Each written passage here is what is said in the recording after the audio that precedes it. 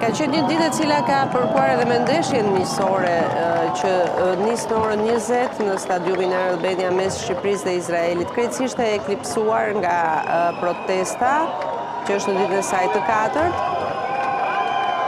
Do të kishte një vëmendje krejtësisht tjetër nëse do të ishte kjo protestë, sepse trajneri i ri që zëvendëson Silvinjo është ulet në pankim për herë të parë me kombëtaren tonë, edhe natyrisht që ata që janë tifozë kanë një vëmendje se si do të zhvillohet kjo ndeshje për të kuptuar. Por natyrisht që gjithë vëmendja e medias e lajmit në këtë moment është në këtë protestë që po zhvillohet përpara kryeministrisë, poshtë dritares së kryeministrit Edi Rama. Ndërkohë që jemi me pamje të drejt për drejta, kemi dy kënde të cilat ne po i shohim të protestës së qytetarëve të Tiranës kryesisht. Pritet që kjo protestë zhvendoset edhe në qytete të tjera të vendit, pritet për të parë se si do të jetë zhvillimi i saj edhe në qytete të tjera të vendit apo edhe në shtete të tjera ku ka diasporë shqiptare, për të kuptuar nëse do të ketë këtë ovacion, do të arrijë vala e kësaj proteste edhe në qytete të tjera.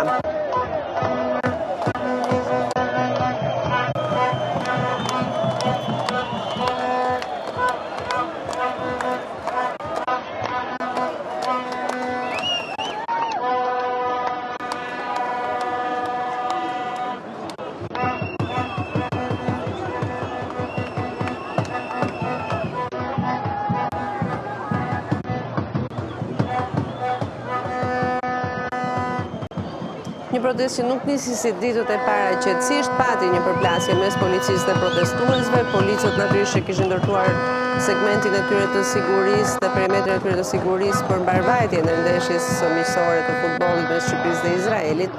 Duket se ka patur aty një përballje, ka vazhduar për pak sekonda dhe më pas policia e ka hapur rrugën dhe në fakt protestuesit nuk po shpërndahen, janë vetëm përpara kryeministrisë, nuk po kalojnë nuk po i afrohen stadiumit, nuk kanë asnjë qëllim tjetër përveç se të protestojnë këtu përpara kryeministrisë dhe të shpalosin atë pankart me kërkesat e tyre, ku e para që është në listë është dorëheqja e kryeministrit Rama.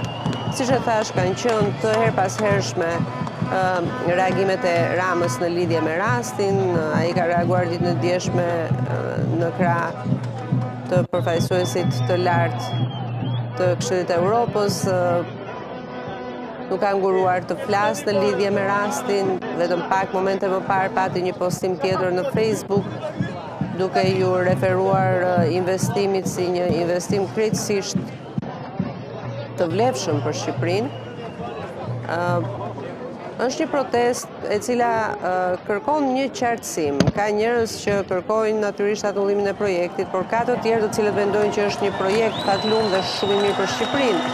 Por duhet parë me kujdes çështje të pronësisë dhe çështje të mënyrës se si është baza ligjore për zhvillimin e këtij projekti.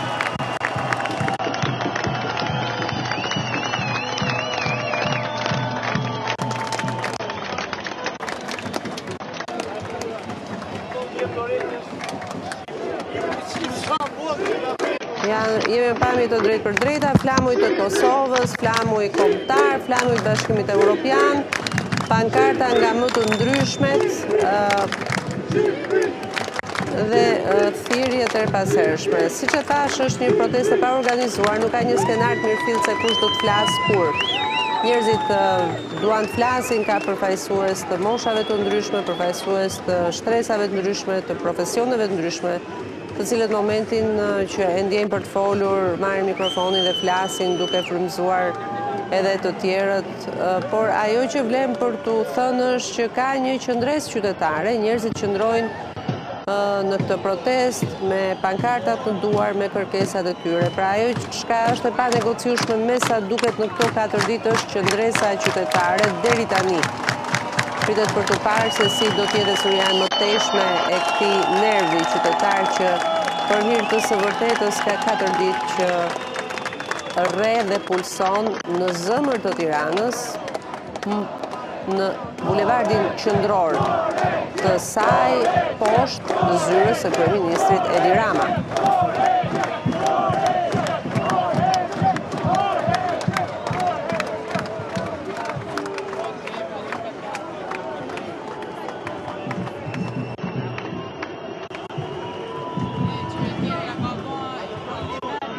Shikojmë të rinj. Shumica e pjesëmarrësve në këtë protestë janë të rinj, me flamuj kombëtar, shohim disa prej tyre me pankarta në duar. Shoh edhe më tej me figura të njohura të historisë dhe frymëzuese të historisë së Shqipërisë.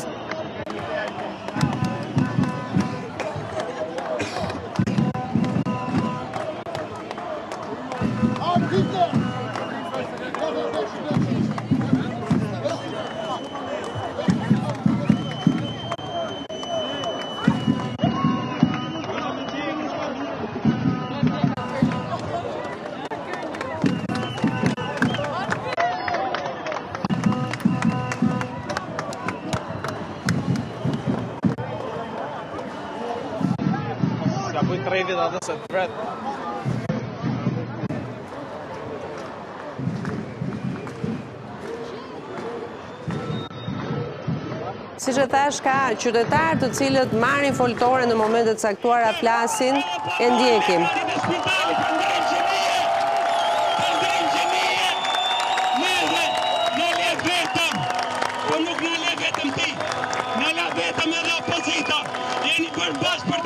Shqipërinë.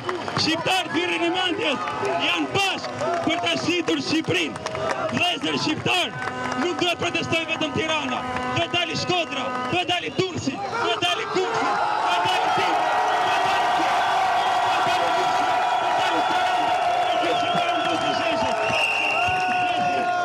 se Vlora, se Riovi, se Malet janë të gjithë, janë të oligarkë, nuk janë të investitorë.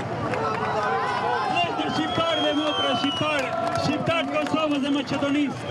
Unë e di që jo Vlorën e doni shumë, e di që ju Vlorën e doni shumë e vizitoni çdo vit. Ngriuni dhe ju, se do vinin Vlorë, nuk do flas njeri shqip. Ngriuni dhe ju, se do gjeni të huaj në Vlorë, dhe jo vënjata të huaj të Kosovës dhe Maqedonisë. Ne vënjata shqiptarët, krah për krah me ju, kemi ngritur flamurin në Vlorë. Nesër ndoshta sheshi i flamurit do jepet investitorëve strategjik. Thirrni mendjes se të gjithë tanë do zgënjeshin shumë nga ne. Do zgënjeshin shumë nga ne. Zoti kryeministër, kthej këto dy ligje. Kthej paketën e maleve.